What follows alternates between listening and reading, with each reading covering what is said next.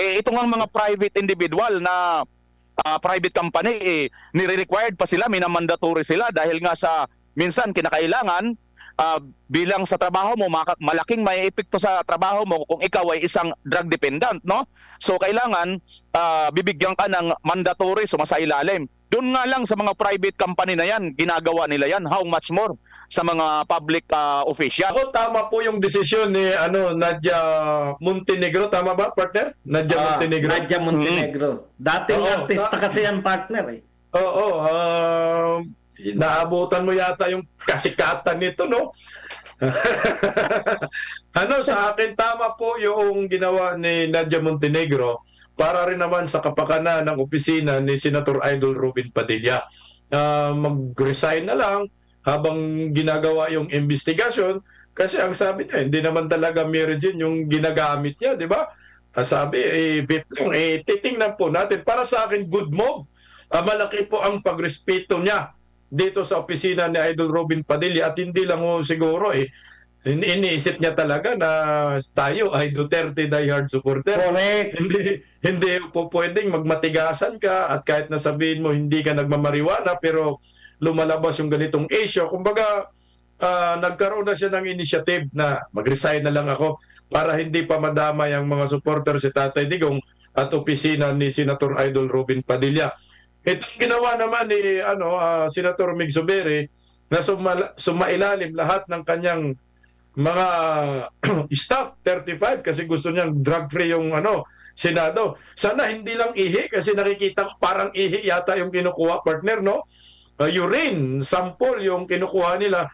Sana hair follicle drug test na lang ito. Nagawa naman ni Kung Pulong Duterte, nagpa-hair follicle drug test. Kasi itong mga ihi na to, hindi pa rin ito, kumbaga, parang makukuha mo na accurate. Masasabi mong accurate o yung testing ng ihi, partner. Nadadaya rin yan eh. Kaya pinakatabis talaga, di ba, partner? Alam naman yan ang mga ikaw. Partner Badong, nandaya ka din, no? Hindi. Pero nang iniinom dyan, nababago yung texture ng urine. Pagdating sa lab test, wala na yung droga. Kaya maganda sana hair follicle drug test para talagang ipagmalaki man ng todo. Kaya tingnan mo sila Kung Pulong, nagawa man yan. May pondo man yung Senado. Pagkano lang ba yung hair follicle drug test? Yung 35 mo, ipa-hair follicle drug test mo ng live. Siguro mas bilib pa ako doon sa gustong mangyayari ni Senator Mig Zubiri.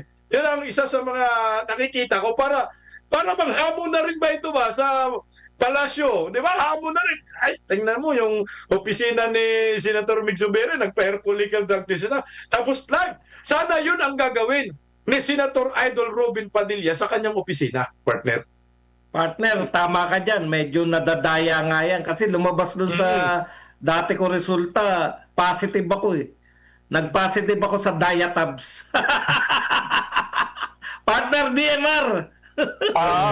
Speaking of tama nga, medyo may may possibility po itong madaya, lalo kung tungkol lang dyan sa ihi lang. Kasi nga, isa rin ako sa nakaramdam ng parang parang nakaramdam din ako ng nadamay ako tuloy sa mga kalukuhan ng iba sa pamamagitan, partner. Bagamat hindi ako nagtrabaho direkta dati sa gobyerno, pero bilang isang driver, nagkaroon po sa panahon namin noon ng drug testing or drug test pagka kukuha ka or magre-renew ka ng iyong lisensya. Ang kinakasamaan ko ng aking loob kasi sabi ko, mulat sa Paul, ako ay isinilang sa mundo, hindi na ako nasayaran ng kahit anong illegal na droga. So, nakakasama lang ng loob kasi alam naman natin kaya ito ginawa dahil doon sa mga tao na lumabag sa batas na gumagamit. Samantala ako, hindi naman ako gumagamit. So, pati ako tuloy na damay para mag-conduct or magbayad patuloy ng test na ito. So, speaking naman dyan, tungkol dyan sa mga madadaya, kasi pagka itesting ka niyan, pupunta ka sa loob ng isang kwarto or sa CR, it's either pwede naman maghanda ka doon ng kahit sinasabi nga nila, binabantayan.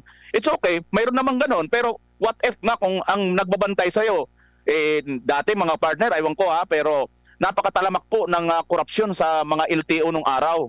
Napakatalamak po talaga dyan ng mga lagayan system. Ang hirap po talaga rampant po ang korupsyon sa ating bansa noong mga panahon na yon. So mabuti na lang at tinanggal po ito nung later on, pero bandang huli parang mayroon na naman nagkakandak nito. Ang sa atin lang dito, kahit ano pa man ang gawin, kahit sino pa man ang tatamaan, lalo na sana dapat natin pagsikapan kung ikaw ay nagtatrabaho bilang isang public official, dahil ang pinagkukuhanan ng pasahod sa iyo ay nanggagaling sa publiko, sa tax ng bayan.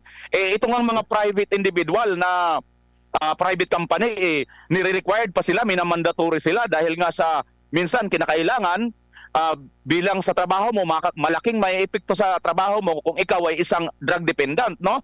So kailangan bibigyan ka ng mandatory, sumasailalim. Doon nga lang sa mga private company na yan, ginagawa nila yan. How much more sa mga public official. So marapat lamang, at ito'y napakaganda na, no? Nagtuloy-tuloy na. Alam nyo, nakikita ko rito, domino effect na ito. Baka siguro, bago magtapos siguro itong 2028, Presidente sa BBM, baka naman once and for all, mabigyan niya rin ng kalinawan ng taong bayan at masatisfied din naman tayo. Pero sana, huwag man paabuti ng 6 na buwan, kasi baka ang sinasabi kasi nila, 6 na buwan daw yata ang maaaring itagal niyan. Tungkol, halimbawa, may nabasa kasi ako niyan mga partner, ano?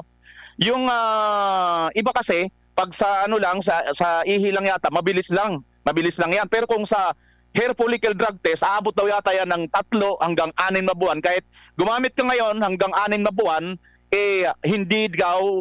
hindi madidetect ka pa rin. So, what if kung 7 buwan na or 1 taon na bago pa sila ano niyan? So, maaring maging negative na sila. Sana ngayon pa lang, total, ito na rin lang ngayon, nagkakaisa na, pati yung mga ultimong mga maliliit na official dyan sa ating gobyerno, at yan na, 35 na nga ni-report ni Senator Zubiri. So dapat magsabay-sabay na po tayo. At ako man, partner, ako bilang isang vlogger, at nakikialam na lang din tayo dito sa politics, ako sadyang ano rin ako, basta magpaano rin si BBM at lahat ng mga opisyalis sa pag-utos niya, sasama ako bilang isang vlogger. Mangungutang na lang ako para kasi mahal daw yan yung hair follicle drug test na yung mga partner. Ayaw nila, partner BIMR. Yung sinabi mo na baka 7 months na sila, hindi gumagamit ng pinagbabawal na gamot, tapos saka magpa-hair follicle drug test, baka mag-negatibo. Malabo mangyari yun, partner, kasi pag addict ka, araw-araw ka talaga nagdudruga. Kaya napaka-imposible yan. Kahit siguro 1 month, baka mabubuang yung mga addict, partner, pag hindi nakakadruga, yun ang tunay, partner. Pag addict ka talaga. Yun nga yung gusto ko isundot sana kay BMR na hindi na addict yan kung natiis niya na 7 buwan, di ba? Congratulations, ibig sabihin, sa takot niya sa drug test, nawala yung kanyang pagka-addict. Pero hindi nga, tulad nga, kaya nga tinawag na addict Hindi mo kayang pigilan. Kasi kung napipigilan mo pa, hindi ka pa addict niyan, user ka lang. Correct. Yun po yung pagkakaiba nun. Para ikaw, BMR, user ka lang ng Diatabs, hindi ka pa addict. Pag inaaraw-araw mo. Hindi ka na yan. Parang kagaya nito, partner. Kagaya nito. Yung mga nasa Birada Aguila, laging nanonood sa atin, araw-araw, stick na sila sa atin. Addict na yan.